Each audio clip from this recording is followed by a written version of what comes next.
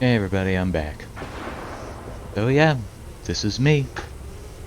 I figured this is very likely to be the last episode of this, so I might as well just show myself now.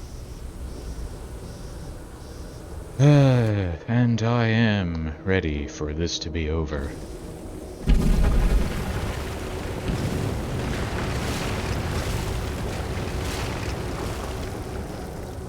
So...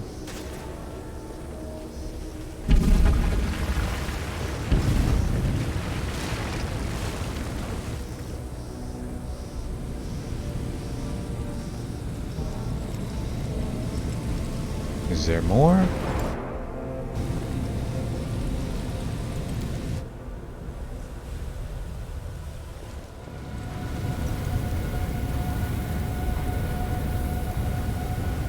This is where it happened. It was here that I conducted the ritual, sewing my soul and the essence of the abyss together, feeling the world change around me as every stitch brought Galarian closer to the abyss. And it was here that even though you have no memory of it, I did the same to your soul. A researcher must not have any personal feelings for the subjects of their experiments. And yet, I find myself unable to remain completely detached from the Worldwound. I created it. I allowed it to be. It holds a place in my heart, even if I'm slowly paying for it with my life. A researcher must be particularly resilient in the face of mistakes, incorrect hypotheses, and failed experiments. You are my failed experiment. I think I'll feel some regret for ending your current life. But you can rest assured that such sentiments will not stop me. You've done all of this just to save your child? Yes. And no. Even if I could have brought back my son, I wouldn't have stopped at that. I wouldn't have been satisfied. Not after what I'd gone through. Not after the things I'd learned. I wanted to become stronger. And I wished the same for my child. I didn't want to be afraid of anything. It wasn't the dogs of Threshold, or even Sarkoris itself, that threatened us. It was the laws of a world governed by death, weakness, and separation. That is why I needed the power of the Nehindrian crystals. I did not wish to merely stave off the agony of the wound. I wanted to tear my son from the grasp of everything that makes us weak and mortal. You have seen a goddess. You have been face to face with demon lords. Were you awed by their greatness? Do you enjoy living in a world where your entire life cycle has been predetermined? Where everything, from your birth to what will happen to your soul after you die, has been decided for you? Or do you find, now that you have experienced the mythic power coursing through your blood, that you prefer to live in a world that you can change? A world that offers you a chance to be anything you want. Oh yes, this power is magnificent. I would choose no other fate. How strange. You are a kindred spirit. We are so alike. Perhaps the experiment wasn't such a failure in the end. But no. No. Why did you call me your failed experiment? When I poured what was left of my son's soul into your soul, I was expecting it to bring him back. They say death and the judgment of Pharasma purges the soul of everything it once was in life. But this cannot be true. I have researched this subject meticulously and have collected enough evidence to prove that supernatural beings born from mortal souls can recall their past. Sometimes partially, sometimes fully. I watched you day and night waiting for it to happen. for your memory to awaken, or your instincts at least, for anything familiar, something I could immediately recognize. I tested you. I asked you questions and nothing. Nothing. You merged the remnants of your son's soul with mine, so why do you want to harm me? If a hypothesis is proven wrong, it needs to be rejected. But the research process does not stop there. That is all I can tell you right now. You've been carrying the wound in your soul for a long time. Does that mean you will die soon? It will kill me eventually. But I still have some time left. Years, or decades perhaps. But it doesn't matter. One of us will die today. What will happen if one of us steps into the wound? The tearing of the soul, followed by a cruel and terrible death. But it will likely be quick. I can tell you've been preparing this place for battle, but there's more to it, am I right? I sense barrier spells waiting to be activated, and there's something else. Something deadly. You're so adept at magic. Of course, I've been preparing for our meeting. And hopefully I've prepared well. I have no more questions. And it's finally time to end all this. Stop. The wound may be killing our souls, but we can find a way to solve this without bloodshed. Asking me to stop is like asking a river not to flow, or a volcano not to erupt. Death is not the end. I've spent 100 years trying to prove it, and I will not stop now. This experiment was unsuccessful, but that just means I need to adjust the initial conditions and try again. I am still alive. I still have time. You, the current you, will have to die, but only to surrender the soul you share with my son. I will start over. This time I will do everything differently. I will work with even greater precision. I will turn the world upside down if I must. I promise. There we go.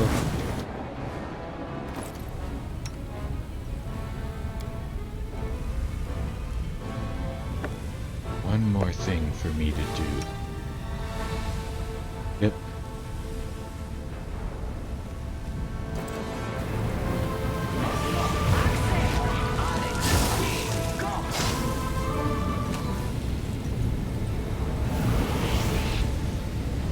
I never thought that I would be responsible for the creation of my most powerful enemy. I can see you, Suture. Show yourself. I've been waiting for you to get distracted, so I can stab you in the back. Stop. Listen to me. You called me a failed experiment, but what if you're wrong? I would be overjoyed to discover that I am wrong. I tried to hope, even though there was no hope left. But wait, why do you care? Why are you trying to change my mind? I want to know. I want to follow the truth no matter where it leads. That thirst for truth and knowledge, that is so familiar. But what makes you think I will listen to your arguments? I have gone too far to turn back. I must walk the path I have chosen. I know you are not as mad or fixated on your goal as you'd like others to believe. Or for that matter, as you'd like to believe. I know that you care for the Suture. Your ridiculous minion means something to you. You were concerned about him. Says you. You think I'm wrong about you? Why? We are not talking about numbers, equations, and magical reactions. This is about the soul. About whether or not you have what I lost. Remember when you sent the Suture to give me the crossbow loaded with a midnight bolt in Canabras? I knew nothing of your plans, yet I already felt instinctively that the weapon was meant to be mine. Yes, I remember. I wanted to check, to see for certain if it would awaken your instincts. I was so full of hope that day. You came to me disguised as Yaniel and asked me difficult questions, but I know that I answered them correctly, the way that you had hoped. Yes, I was disguised as Yaniel. This was our first conversation face to face. I was desperate. I needed to know who you were to understand what you were. I wanted to find out if there was anything about you I recognized. In Nocticulus Palace, you offered me power, but I was more interested in discovering the truth. You hungered for knowledge. You desired the truth more than anything else. As you are talking, something changes almost imperceptibly in Arilu's gaze and posture. She listens to you more attentively, sometimes with a slight frown, and at other times with an expression that could almost be mistaken for curiosity. When we spoke together in the secret part of your laboratory, you asked me quite a few questions. It was like you were testing me. So, did I pass? It was a foolish test. It didn't prove anything. Your answers told me nothing. I have reached the heights of my mythic power. I am the living embodiment of your plans and aspirations. You did not merely accept the power that was given to you. You mastered it. You passed every trial. I am so proud of you. It's true. That's enough. I can see now. It was naive of me to think I could just revive my son the way he was before his death. But there is so much of him in you. So much of me. I can't think of you as anything but my child. I have wandered in the dark for so long. But now I finally see clearly. I know how my path must end. The wound still erodes your soul, as it does mine. Let me put an end to my creation. Let me step into the flames and perish, so that I can heal you. I'm sure there's another answer. Just hear me out. If we work together, we might be able to find another way to close the wound. All these years, I've been playing a game with mortals and forces beyond mortal comprehension. But now I am a pawn in your game. I do not know your next move. I can't even imagine what plan you have in mind. So explain it to me. One step at a time. I have deciphered your notes in the Lexicon of Paradox, and know that this mythic power is supposed to protect both of us from death, but the power has its limits. Do you think we've already reached them? I see I was right to leave the lexicon in a place where you could find it. Yes, that is correct. We've reached the limits of our power. I did so long ago, and you've realized your full potential only recently. Mythic power cannot be made any stronger. At least, I have not been able to do so successfully. That means we are now living on borrowed time, counting down the days until we die from the wound's influence. We received our mythic power from the Nahindrian crystals. The crystals mined in the depths of the Midnight Isles are not the only ones that exist. The freshly shed blood of a demon lord wounded by a midnight bolt will also form a crystal. Have you tried extracting mythic power from the crystals created in that way? No, I have not. I haven't had the chance. It was in Canobris that I had my first chance to test the improved version of the Midnight Bolts against the demon lord Discari. The crystal dagger you found in Canobris was the first Nahindrian crystal that was procured in such a fashion. I gather that you know more about them than I do. I studied the notes and papers that I found hidden in a secret part of your laboratory. You believe that the Worldwound works both ways, that it has the same impact on the adjacent areas of the Abyss as it does on the lands of Galarian. Yes, I am sure that is the case. I have evidence from my experiments. The wound affects the material plane, poisoning it with the corruption of the Abyss. But it also affects the Abyss, bringing in a small amount of order and harmony from the material plane. The only reason it is not as apparent in the Abyss is the presence of the Demon Lords. They hold near infinite power over their realms, and their existence staves off the wound's influence. The Sword of Valor changed when it came into contact with me, and I believe that's a sign. The same relic changed under Iomede's influence when she was on the path to godhood. It's as if the sword could foresee her ascension. Yes, indeed. The Sword of Valor was Iomede's banner before she passed the test of the Starstone and ascended to heaven.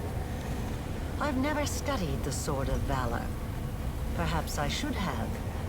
It is a truly fascinating artifact, and the way it interacts with you is incredible. Could it have picked up the early signs of your nascent divinity? I do not know. Now let's put it all together. It's fair to assume that mythic power has a limit, but there is always a way to push the boundaries of what's possible, and we have a way to do that. Through the power of a Nahindrian crystal. It can't just be any Nahindrian crystal. It must be a crystal created from the blood of a recently slain demon lord, and that demon lord's realm needs to be in contact with the Worldwound. It's unpredictable and dangerous, but all bold plans carry risk. What you propose might work. Whoever absorbs the power of a newly killed demon lord will inherit their realm in the abyss. If we throw in a connection to the wound, we will end up with something unique. You will have the power of a demigod and an abyssal realm that changes at your whim. Yes, your plan might work. I see no reason we shouldn't at least try. But how? There are only 3 demon lords whose realms are tied to the wound. Baphomet, Discari, and Nocticula. I doubt we'd be able to carry out a cunning murder of the Lady of Cunning and Murder. As for Baphomet and Discari, after the lessons you've taught them, they will never risk another engagement. They'll engage in clever maneuvers. They'll hide, but they won't face you in battle. I learned a secret from Hepsamira. The archpriest of a demon lord can summon their master in a moment of danger, and they are bound to appear. We could lure out Baphomet and Discari. They are bound to appear? I didn't know that. No wonder demon lords are so careful about choosing archpriests. The echo of Discari is dead. You were once second to him within the hierarchy. That means you are now the archpriestess of Discari. Correct. And the Locust Lord still hasn't deprived me of his favor. He should have done that a long, long time ago. You were second to Hepsamira, but now she's dead. That makes you the new archpriestess of Baphomet. Yes, it is true. Baphomet outsmarted himself when he granted me power and patronage behind Discari's back. Both Baphomet and Discari were killed recently. They returned to life, but now they are in their mortal forms. If we can fight them and kill them again, their realms will no longer be under their power and influence. And I could summon them. No, it's still too much of a risk. The Worldwound is more than a rift. It has a life of its own. To accomplish the plan you have conceived, we would need to channel an immense current of power through it, all the way to the realms of the demon lords. It would be 100 times more difficult than simply closing the wound. I studied the records kept by the stargazers of Pulura, and I know that there are certain days when the influence of the wound is at its strongest. It's remarkable that the worshippers of Pulura were able to discern this. Yes, you are correct. Such days do exist, but they occur very rarely, only once or twice a century at most. Today is one such day. I made sure to arrive at Threshold at precisely the right time. I can't run the full calculations right now, but I think you're right. This is the day when the wound is most malleable. We could shape it as easily as a master potter molds soft clay. So what are you waiting for? Summon Baphomet and Discari. The time has come for mortals to challenge the Lords of the Abyss, and we will surpass them in every way. I have one final question for you. Do you have a new Nahindrian crystal in your possession? Without one, this whole plan is doomed. Unless, of course, you happen to have a midnight bolt. If so, we can procure a crystal right now. I have a midnight bolt right here. Then let us begin. I do love interesting challenges. Discari, Lord of the Locust Host, Aurilu Vorlesh calls to you, as I once called before from within these very walls. I am the first of your servants, and I summon you. Come, Baphomet, Lord of beasts and labyrinths, heed the voice of Arilu the Witch. You accepted me into the ranks of your servants, and I summon you now as the first among them. Come, come, come, come. How curious. The gnats have decided to set a trap for me. You have spun out your betrayal like an intricate web, but it will take more than that to bring down the hunger of the abyss. First, my daughter failed me, and now my chosen mortal favorite does the same. Arilu, do you not see that this alliance with your mortal creation will give you nothing? You could have served the greatest of masters, yet you chose to be the puppet of your own creation. Enough, Baphomet! You are wasting your time on words when the time for words has long passed. We shall fight those who have challenged us and obliterate them. Daskari has spoken. You are stepping stones on my path to greatness. You are destined to die. You have come far, mortal, but not far enough to overpower two lords of the Abyss. You believe yourselves to be our masters. You think you will be our doom. But you've never been anything more than a source of power. We will drain this source to the last drop.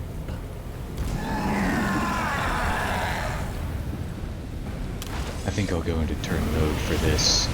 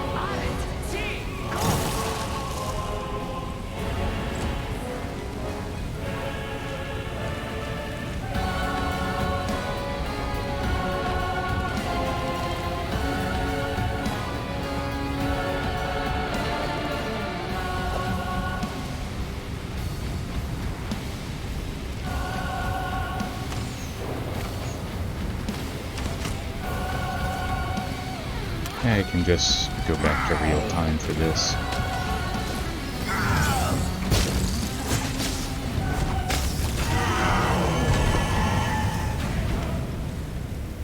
The temporary deaths of the Abyssal Lords were nothing compared to this final defeat.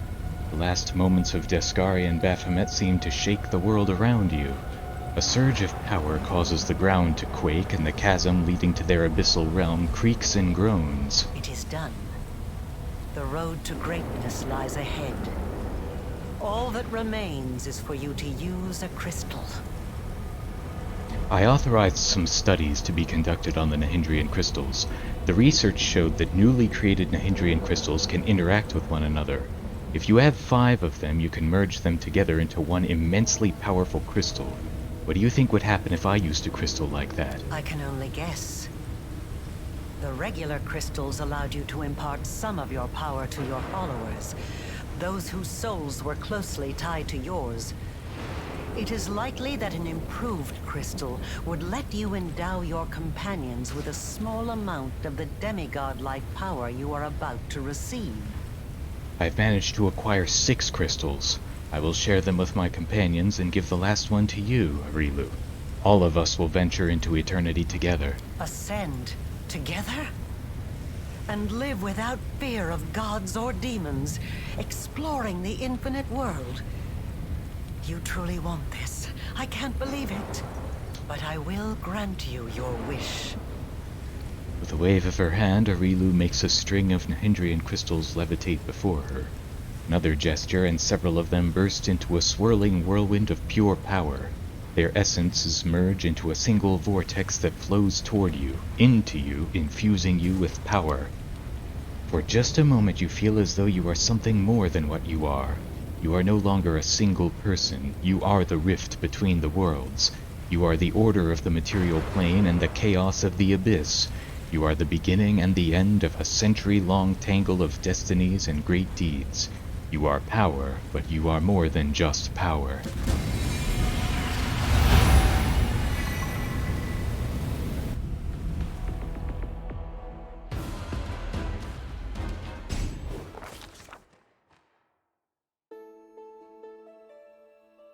Life and death, destiny and great deeds, answers to mysteries, the search for one's true path. The mind can comprehend all of these, and then such concepts can be written down as a sequence of formulas, a series of lines, a chain of thought. Still, a moment always comes when it is time to wrap up, to reach a conclusion, to put a period at the end of the last sentence. On the day of the great battle at the Threshold Fortress, a new name joined the divine pantheon of Galarian. Contrary to the laws of creation and the limitations imposed upon mortal kind, the individual once known as the commander of the Fifth Crusade attained greatness, power, and immortality. This new power was likewise assumed by both the commander's loyal companions and the writer of these words. We all received might comparable to that of the heralds of demigods. Like a star in the gloom, in the darkness of the abyss, an island of life, good, and freedom sparked into being, as the former realms of Baphomet and Deskari became the commander's realm. The commander's story became legend, one that was spread far and wide in the songs of bards. The tale fell upon the ears of many, those eager to convert to the new faith and those who nursed ambitions of replicating the commander's achievement. It is no exaggeration, then, to declare that the commander's ascension on that day changed the world forevermore. The winds of Elysium became a harbinger of renewal for the lands of the former wound. The corruption-torn wastes became lush once more. Where lava lakes once steamed, there grew groves of towering trees. Some of the vegetation seemed to have come straight from a dream. This rejuvenated land became a beautiful garden, an inspiration for dreamers. Lovers and poets would go there to watch the moon rise through the sparkling waterfalls or to catch the reflections of the stars in the streams. The Free Crusaders did not stay together for long. Their main goal had been achieved, but there were still plenty of places left in the world where injustice was rampant, where courage and imagination were needed. Scaranthal and his treants had their branches full. They had to take care of the new, rapidly growing forests. Scaranthal, during his time as a Free Crusader, came to understand and even love city customs in his own way. He often dropped by Dresden and even officially adopted all the teenagers from the commander's court, and he cared for them just as selflessly as if they were his own trees. The fate of the Mimic Crusaders was most astonishing of all. They formed their own knightly order, then changed their mind and decided to become pirates, then settled on being pirate knight acrobats. They sailed the seas on a massive ship, quite possibly another mimic, singing shanties, juggling cutlasses, saving beautiful damsels, and on rare occasions, boarding someone they didn't like. Ivu would visit her large family in Elysium, but nothing would make her part with her best friend for long. "I go where you go" was her motto. Much later, all grown up, Ivu went off on her own adventures. She traveled the plains, bravely helping good souls in distress, and of course seeking out places where they baked the best cookies. Although the commander became the symbol of the Fifth Crusade, there were still those among the Crusaders who were dissatisfied with his decisions. Years later, their words served as the basis for many alternate versions of the history of the struggle against the Worldwound. With the conclusion of the war, Dresden, the heroic fortress of the Crusaders, began to wane in importance. The memories of the gruesome battles faded, the deeds of the brave were forgotten. A mere century later, Dresden had once again become just another northern garrison, and the legacy of the Fifth Crusade began to slip into obscurity. Queen Galfrey returned to Nerosian with the intent to rule Mendev as before, but as it turned out, Mendevian society was hungry for change. The war-ravaged nation desired new leadership, but the queen would not countenance yielding her authority to anyone else. She believed her duty to her homeland had not yet been fulfilled. The ward stones from the chain that once guarded the borders of Mendev were carefully disassembled one by one. The angels that had been trapped inside returned to heaven to heal their wounded spirits and prepare for new battles against evil. The Lady in Shadow found a way to benefit from the situation by magnanimously accepting the warriors from the destroyed armies of Baphomet and Descari. She significantly bolstered the might of the Midnight Isles. Few realized that the commander had effectively foiled Nocticula's plans with his decision to keep the passage between the Abyss and Valerian open. The Lady in Shadow began preparing her defenses in secret. She knew that sooner or later invaders would appear in her realm, and it mattered not whether they would be demons or mortals. Baphomet was too cunning for his own good, and died his final death.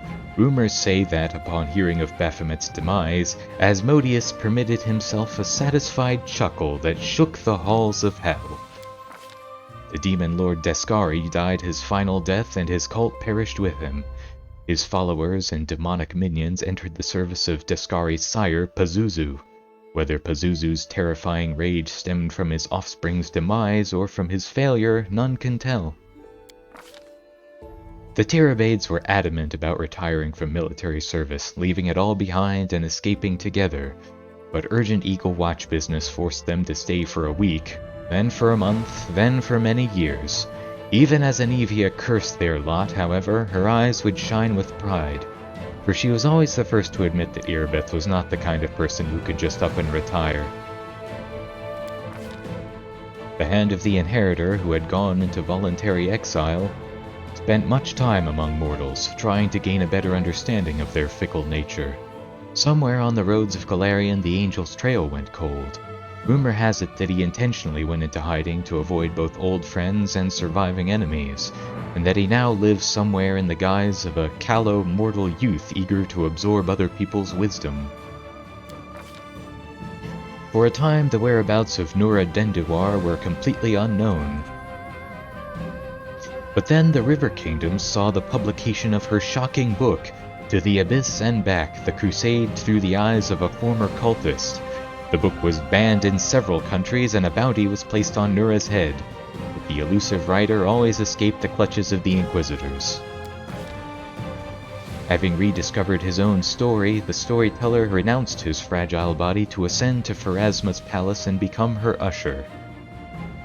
From that day onward, he took great care of the stories of all the souls that arrived at the court of the Lady of Graves. There, in the halls of the Lady of Graves, the storyteller meets the one who had been waiting for him. Kini, thief of secrets, Ereshkigal's prisoner, old friend, and well-meaning traitor. And never was there a reunion more treasured. Finian, a pathfinder who also happened to be a talking weapon, continued his travels in the hands of many warriors, seasoned and otherwise. Throughout the following centuries, he was lost in battle on a number of occasions, only to be found again in some fantastical treasure room on the other side of Golarion. Ascension enhanced Seela's power but did not change her character. The irrepressible warrior is frequently seen in the company of good gods, from Caden Kalian to Chaldira Zuzaristan. Rumor has it that Iomade herself often honors her with heart-to-heart conversations and joint training sessions. The goddess enjoys reminiscing about her mortal days. Most importantly, Seela never stops thinking or caring about the common folk in need of help. Not for a moment. Lan's ascension left him perplexed.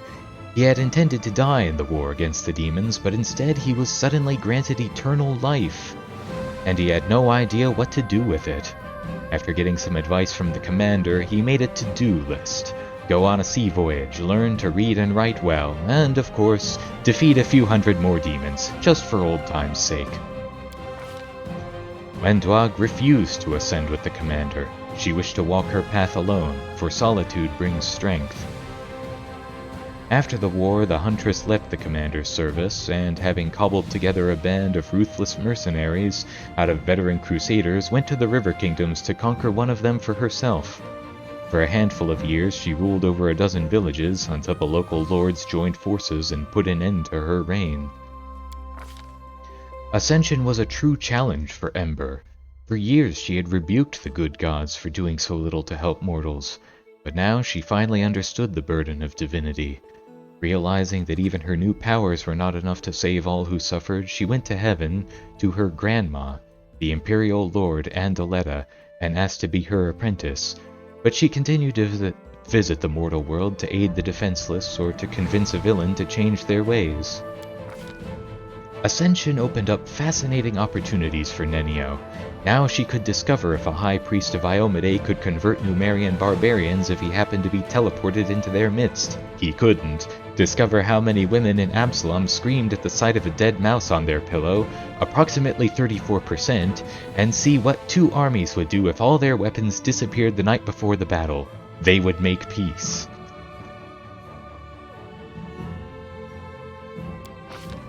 Daron Arendé, who had always despised piety in all forms, suddenly became an object of worship himself. Among followers of the rapidly growing Church of the Commander, the Count was the most popular associate of the new deity. He was the one most often pictured at the Commander's side in religious paintings and reliefs, possibly because artists found the handsome Azamar to be the most appealing subject. As for Daron himself, he solemnly swore never to answer a single prayer, and it seems he duly kept his promise. Woljif Jefto gladly accepted his semi-divine powers, since, as he told anyone who would listen, he deserved them. When he had to, he followed his chief everywhere. And whenever he had a spare minute, he descended to Golarion to steal whatever caught his eye, free a random tiefling from prison, or hide stolen property in one of his many stashes throughout Golarion. After the Ascension, Socio went to Nirvana to appear before Shalin in person, but he did not stay long. Just as when he was a mere mortal, the servant of the Goddess of Beauty could not enjoy the peace of her fragrant gardens when blood was still being spilled elsewhere. The Soldier's Angel, as was his new moniker, would eagerly answer prayers and appear on the battlefield to heal the wounded or carry them to safety away from the front lines. Many warriors wore medallions engraved with his image for good luck. Acquiring incredible power did not change Regil Durenge in any way. He had already been working to a 500-year plan for the fight against chaos and smoothly switched to devising a plan to definitively solve the problem of the Abyss. Even devils respected his assiduousness. Regil, in turn, found the discipline in the ranks of Hell to be somewhat lacking.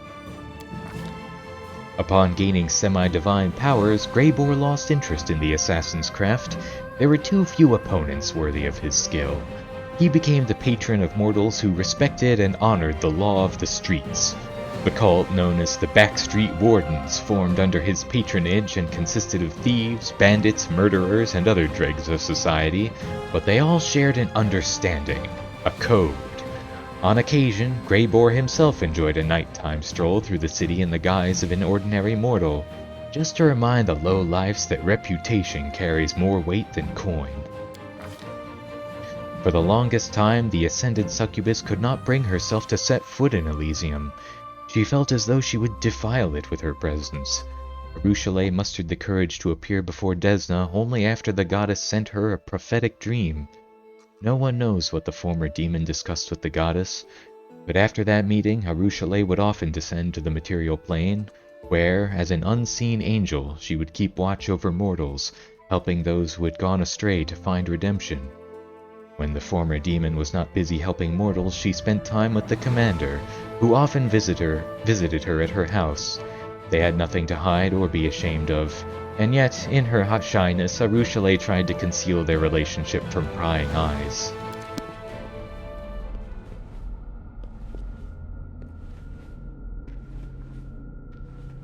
And what of me, the writer of these words?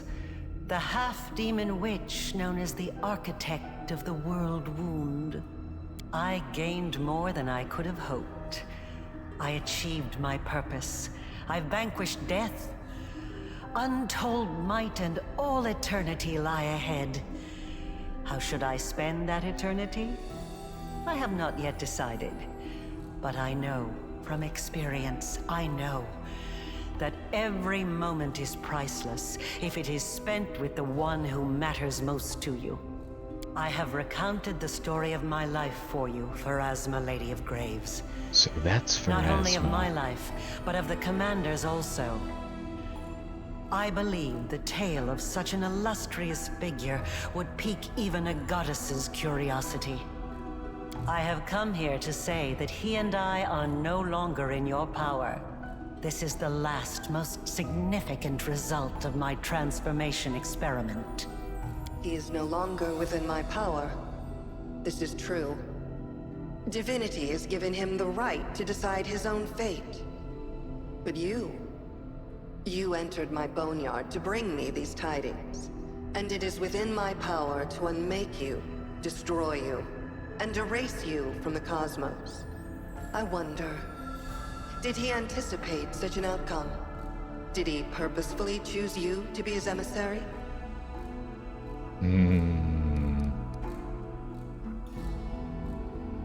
Yeah, I don't know. I feel like I should.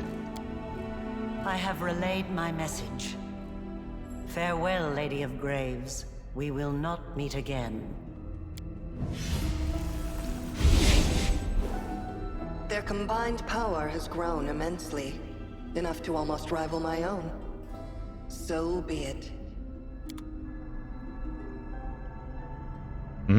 Is there more? Oh, no. The end.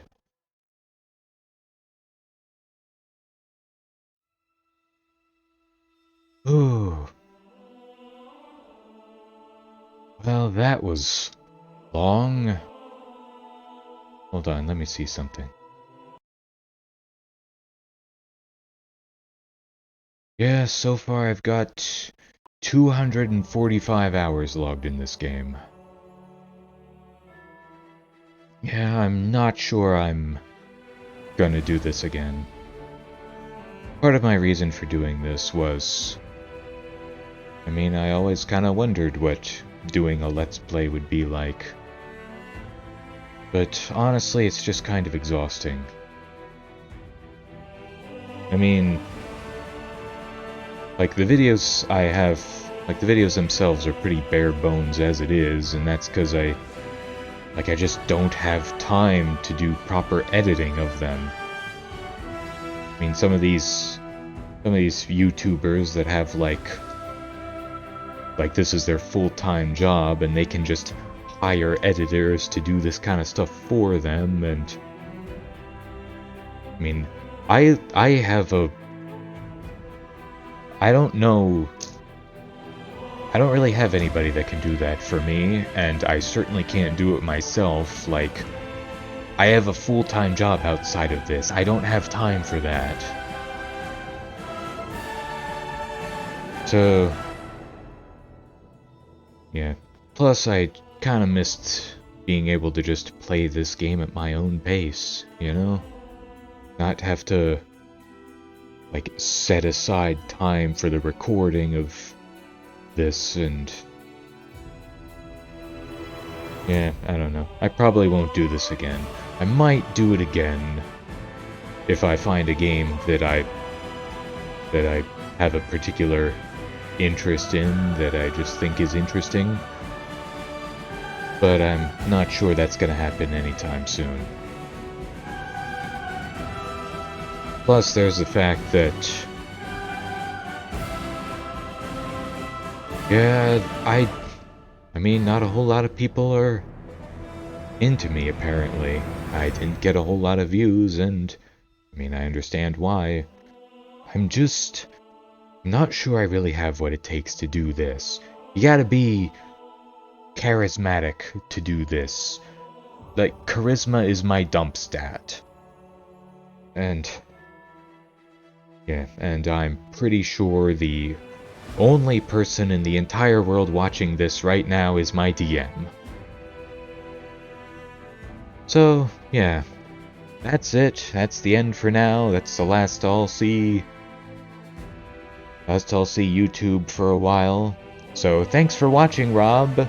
I will see you... well, next Saturday, probably.